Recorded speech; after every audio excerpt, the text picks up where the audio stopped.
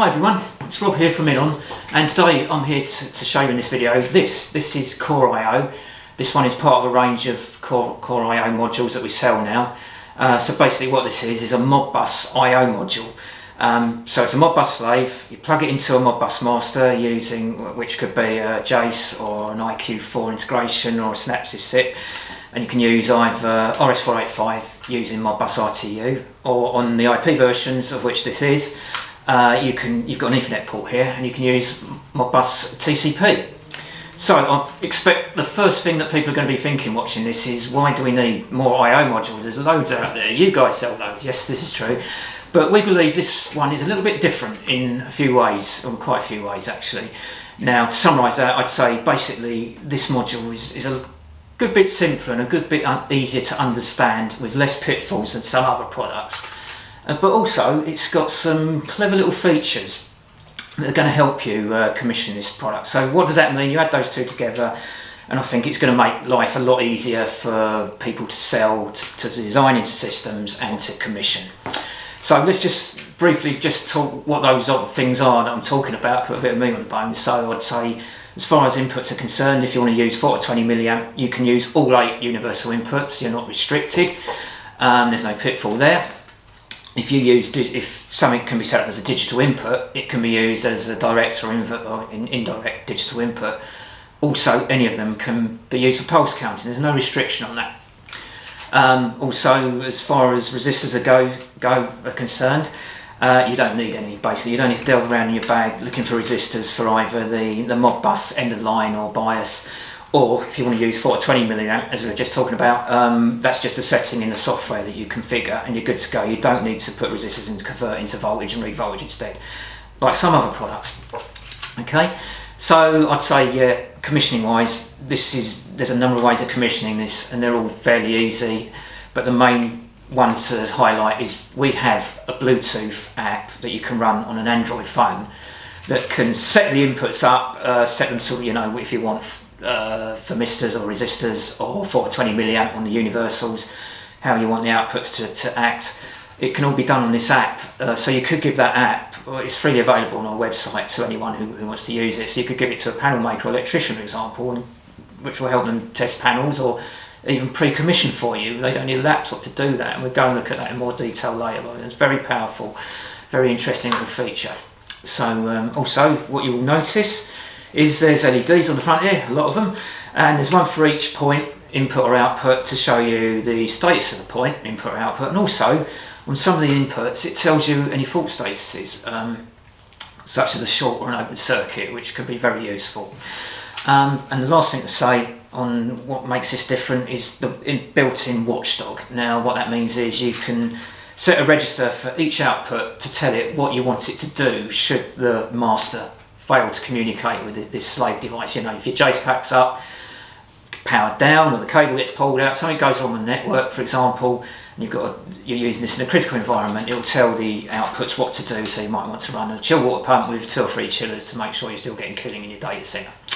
Well, I hope that's interesting, and if you'd like to learn more, we're going to go over to the bench now to take a closer look, so stick around and we'll do that now. Okay, so here we have the full range of Core I/O. We have the 40 multi, which has 16 digital inputs, 8 DO digital outputs, 8 universal inputs, 8 universal outputs. We have a 16 DI, which is 16 digital inputs, and we have an 8 DI, which is 8 digital inputs. So let's have a closer look at the 40 multi. Okay, so let's talk about how we mount these units. It's either DIN rail, or you have these little lugs, and you can screw it straight to the backplate if you like. Power, you need 24 volt AC or DC. There's a set of dip switches here. This one's for the slave address and the baud rate for the comms, for the RS485 we should say, and this one is for the RS485 end of line resistor and bias resistor. Comms wise, there's 2 different versions. This is an IP version. It has RS485 and it also has Ethernet, so it can do RS485 Modbus RTU, and it can do Modbus TCP through the Ethernet port. If you get the RS version, you buy the RS version of any module, you only get the RS485 port. Just to say, if you get the IP, as we said, you get both, but this RS485 port is always available, it's always enabled if you want to use that instead of the Ethernet. Right, so let's go through the different types of inputs and outputs. So digital inputs can be direct or indirect, and they can also be pulse counting. So they do the pulse counting for you, and the module does that for you, and it stores it in another register when you set them up for pulse counting. Digital outputs are just simple relay output contacts. Universal inputs are mainly analog, so they're either direct thermistor resistive type inputs, 4 to 20 milliamp, 0 to 10 volt, that sort of thing. Now the UOs, they are mainly analog outputs, 0 to 10, or they can be switched in a digital way, 0 or 10 volt to switch a relay, for example, but mainly you probably use these for positioning valves and things like that.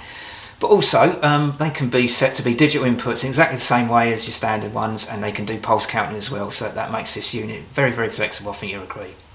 Okay, so that covers the hardware layout. Now we're going to go on and have a look at how we can configure this. Okay, let's talk about how we can configure the Core I/O modules. Now there's three methods. You can use a Bluetooth app if you've got an Android phone. You can use a web page on your laptop, on a browser if you've got the IP version with the Ethernet port. And you can use Modbus registers. So let's start off with the app. So as I said, you need an Android phone. So there's an app you can download from our website. You install it on your phone, and then when you start it up, the first thing you're going to see is a camera, and you need to point the camera will start rather. You point it at the QR code on the bottom left there, and there you go. The app starts and it brings you into the I/O settings. So if we start at the top there, I know I've got a 10K 3A one thermistor connected to that universal input at the top there. So if I drop down the selection, I can go down and find 10K 3A1. There it is there. I then press the update button. Now if you look at the top right of the screen, what you'll see is it will start to read. You need to give it a short time to settle down, and then it will start reading the temperature in the room at the moment. So now you can see it's reading 21.6. Don't forget it's Modbus, so you need to divide that 216 by 10. And so I can warm that up now, and the app will update with the temperature warming up. So if we just give it a few seconds, and we will see, there you go, it's warmed up. Okay, so another thing we can use the app for is to set the IP address, which I think is very handy. Rather than messing around changing the IP settings on your laptop and then changing it back to what it's going to finally be on site, we can go into the app and we can set it up accordingly. So now I'm going to set this up with what I want it to be, so I know the network in our office, I know what the free IP setting is.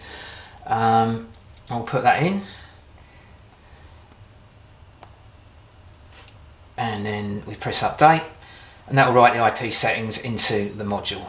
Okay, so let's have a look at setting up a digital input. If we go down to the digital inputs, that digital input is set up for a pulse. I don't want that. I want it to be a direct digital input. So I select the drop down menu, select that, press update, and then the input will change to true or false. So if I now just exercise my little test box now, I will, you can see digital input has come on, and then the app reflects that. So it just shows you that you can pre-commission this device with this little app using a phone. Okay, so now I'm going to set up a pulse input, which is digital input 2. It's already set up for me on the app. Now if I start exercising that input, give it a few pulses, if we watch the app, there you can see the pulse count is going up into that register. So it's not a digital input for true or false, it's a pulse count. Okay, so let's have a look at setting up an output. If we find an output, let's use a universal output. So 0 to 10, that looks good. Now just to show you that's set up, it's not attached to anything, but I can show you how we can exercise that output. So if we click on the minimum there, I can set that, I can force it to be a minimum of 1000, which equates to 10 volt. And as you can see, the output is enabled, so that could be on the end of a valve, or a valve could be on the end of that rather. You could watch the valve drive, and you can exercise, pre-commission all your inputs and outputs on this unit in the field using the Bluetooth app. So I think that's quite a powerful little feature there. So the other way you can configure the I/O modules is to use a web interface. So you just connect it up to your IP system, open your browser, make sure your laptop's on the same IP range, and you go into the IP setting that you've set, maybe with a browser, put the password in, and then you should get to the same kind of view that you've already seen with the with the Android app. So let's start off with the point settings, the I/O settings, and there you go. It looks exactly the same, and you use it exactly the same way that we just covered in the Android Bluetooth app. And also you can change the IP settings this way as well. Okay, so the other way you can configure the I/O is to use Modbus registers. And here we're using the palette, or we've used the palette to configure this test unit we're using, which we created, which you can download off of our support website. And basically you just you set the different registers to suit what inputs you want. So we've created all these for you. So if you want to select a 10K3A1, you select it there, and it will set that input up for you using the Modbus register. Okay, so let's just explain what the LEDs can show you. For digital inputs, pretty straightforward. When they're on, it lights up, and they're off, they're off. But also you can have that in reverse or indirect to work the other way round if you so wish. Digital outputs, same kind of thing. Right, the universal inputs, these show you quite a bit more. So on this first one, we've got a thermistor connected, so the LED is unlit. When it's open circuit, it blinks, so it tells you there's a problem on that circuit to the thermistor. When you've got a short circuit, someone's cut through the cable and shorted it together, it goes solid, so it tells you quite a lot more. If the input is set up 420 milliamp 0 to 10 volt, all it does is blink 3 times and go off, just to tell you that's how it's set up, so you understand that you won't be seeing these fault conditions on these inputs and how they're set up. The universal outputs, when they're at the minimum position, say you're using it as an analog, it will be unlit. When it's say 50% between min and max, it will blink like this LED is here, and when it's on full range or at the maximum position, it will be solid. So quite a nice sort of little display there to show you what's going on without delving into the app or looking at a software tool such as Workbench. Now the power basically is a power light. If you've got power on 24 volt, it's powered up successfully. Bus light, that's quite useful. When it blinks red, it means there is a message being sent on the bus, and when it blinks blue, it means it's replying to a message. So if you see it blinking red, you know there's things on the bus. If it doesn't blink blue, it's not for this device. When you see it blink blue, you know this device is replying. Okay, so the last thing to show you is the watchdog function. So I've preset this unit to put these digital outputs, some of the digital outputs I should say, some of the universal outputs into fully on or 100%. And so when I take the communications out, this is going off to a Jace up on the wall there, you should see after a very short delay, which I've set to 5 seconds, you will see the LEDs change their status. And there you go, it's seen there's no comms from the master for 5 seconds, and it's going to their default position. And this is useful, like I say, in a critical application in a data center, say for a chilled water system or something of that nature. Okay, well I hope you found that interesting. If you'd like to learn some more, go to our website where we've got all the data sheets and user manuals for this. And also, while you're there, you might want to look at our knowledge base, which will give you some handy hints on Modbus, which is relevant to this product, and there's a whole load of other things there. So thanks for watching, and you'll see you in the next video.